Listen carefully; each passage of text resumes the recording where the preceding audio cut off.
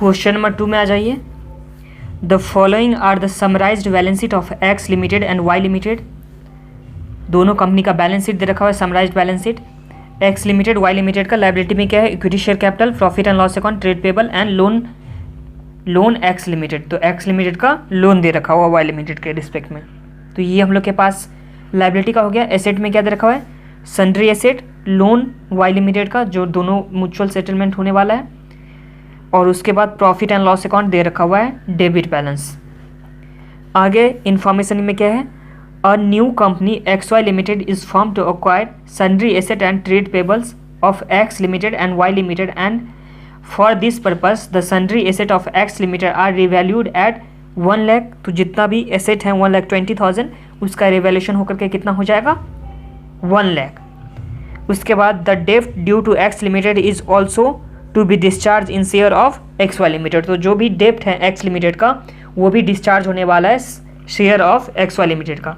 आगे क्या है हम लोग का, so the ledger account to close X limited. तो एक्स लिमिटेड को क्लोज करने के लिए हम लोग को लेजर अकाउंट बनाना है। तो सम्स में क्या क्या दे रखा हुआ था, इधर ही समझ लेते हैं। सम्स में दोनों कंपनी का X limited and Y limited दोनों मिलके क्या हो रहा था, एक्स वाई लिमिटेड। सम्स में X limited and Y limited मिलके दोनों कंपनी हो रहा था एक्स वाई लिमिटेड। उसके बाद दोनों कंपनी का लायबिलिटी दे रखा हुआ है, एसेट दे रखा हुआ है। जो एक्स लिमिटेड है उसका सन्ड्री एसेट 1,20,000 का जो था उसे रिवैल्यूएशन करके 1 लाख पे ले जाना है। और उसके बाद द डेब्ट ड्यू टू एक्स लिमिटेड, जो भी एक्स लिमिटेड का डेब्ट है 15,000 का, जो भी एक्स लिमिटेड का डेब्ट है उसे डिस्चार्ज किया जाएगा share of X Y limited से डिस्चार्ज किया जाएगा। उसके बाद हम लोग को क्लोज करना है एक्स लिमिटेड के बुक को, मतलब ओल्ड कंपनी का बुक को क्लोज करना है। तो आ जाइए बनाते हैं।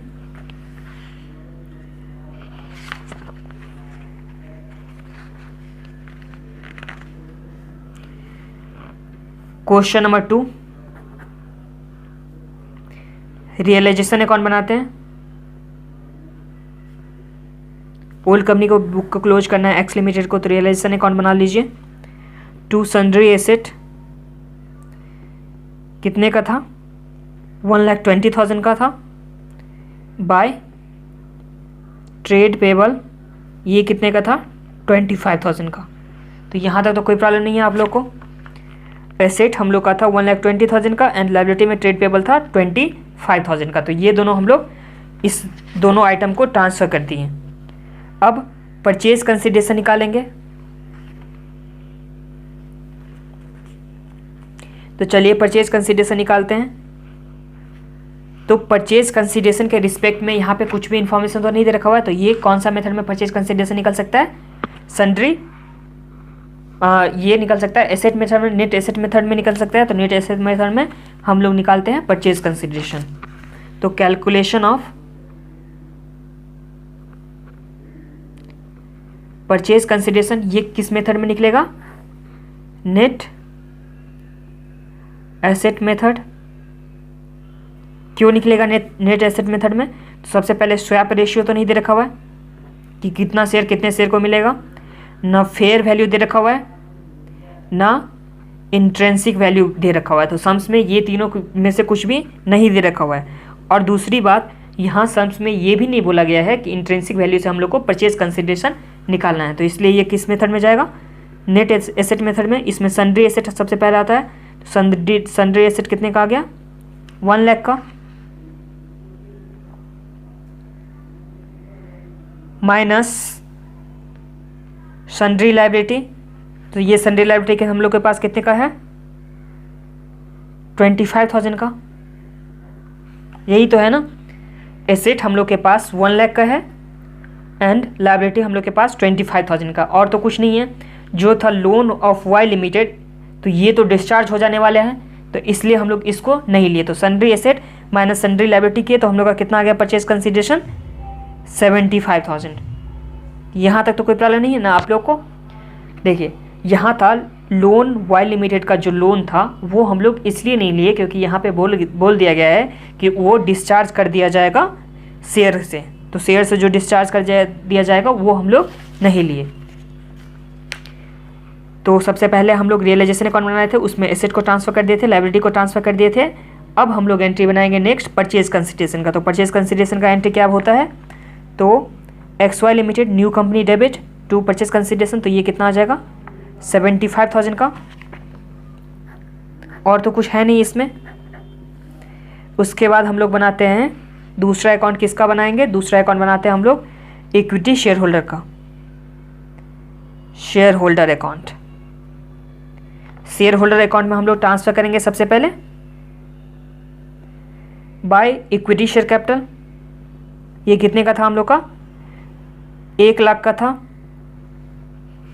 और दूसरा क्या है यहाँ पे प्रॉफिट एंड लॉस अकाउंट है, तो by profit and loss account, ये हम लोग का पास कितने का है 10,000 का है। तो ये हम लोग का शेयर होल्डर का हो गया।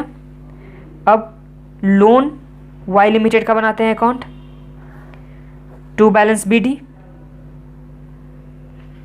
ये कितने हैं 15,000 का है, और इसे डिस्चार्ज जो करेगा वो by shares of XY limited, तो शेयर ऑफ XY लिमिटेड से यहाँ पे डिस्चार्ज हो जाएगा। तो इसलिए अब XY लिमिटेड बनाते हैं, sorry shares of XY limited, तो ये हो जाएगा हम लोग का 15,000, तो 2 हो गया लोन ऑफ Y लिमिटेड, ये आ गया 15,000। अब एक XY लिमिटेड भी बनाएंगे, जो यहाँ पे रियलाइजेशन के टाइम में हम लोग जो किए थे उसका XY लिमिटेड भी बनाएंगे। तो XY लिमिटेड, तो टू रियलाइजेशन यहाँ पे आ गया 75,000।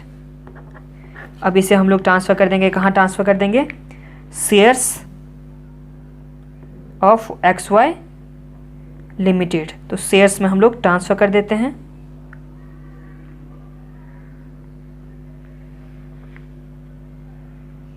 तो 2 आ जाएगा XY लिमिटेड। यहाँ तक तो कोई प्रॉब्लम नहीं है ना आप लोग को। अब रियलाइजेशन अकाउंट को टैली करते हैं, तो ये आ गया 1,20,000, एंड यहाँ भी हम लोग लिख देंगे 1,20,000, लेकिन यहाँ 20,000 का बैलेंसिंग फिगर है जो हम लोग कहाँ ट्रांसफ़र करते हैं, इक्विटी शेयर होल्डर में। तो इक्विटी शेयर होल्डर में ट्रांसफ़र कर देते हैं। टू रियलाइजेशन लॉस, ये कितने का आ गया 20,000 का, ये हम लोग ट्रांसफ़र कर दिए। अब इसका बैलेंस कितना आता है 90,000, तो 90,000 कहाँ जाएगा, शेयर्स ऑफ XY लिमिटेड। अब शेयर्स ऑफ XY लिमिटेड में बाय शेयर होल्डर, ये आ गया 90,000। इस तरह से हम लोग का क्या हो गया, ये टैली हो गया। तो सम्स में बस इतना ही था, कितना ईजी था। देखिए सबसे पहले हम लोग क्या किए थे, जितना भी एसेट होता है सबसे पहला स्टेप में हम लोग क्या करते हैं, जो भी एसेट होता है उसे रियलाइजेशन में ट्रांसफ़र करते हैं। फर्स्ट स्टेप में एसेट को रियलाइजेशन में ट्रांसफ़र करते हैं, एंड सेकेंड में हम लोग जितना भी लाइबिलिटी होता है उसे भी हम लोग रियलाइजेशन में ट्रांसफ़र करते हैं। थर्ड में क्या कर देते हैं हम लोग, परचेज कंसिडरेशन का एंट्री बनाते हैं, तो परचेज कंसिडरेशन हो गया।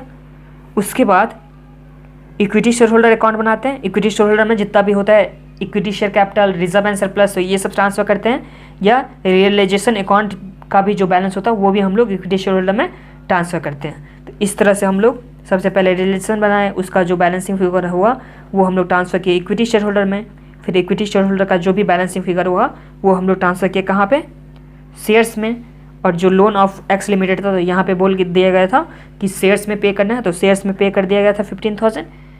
एंड उसके बाद जो XY लिमिटेड परचेज कंसिडरेशन था उसे भी हम लोग शेयर में ट्रांसफ़र कर दिए। इस तरह से हम लोग का ये टैली कर गया। इसी के साथ क्वेश्चन नंबर 2 कंप्लीट होता है।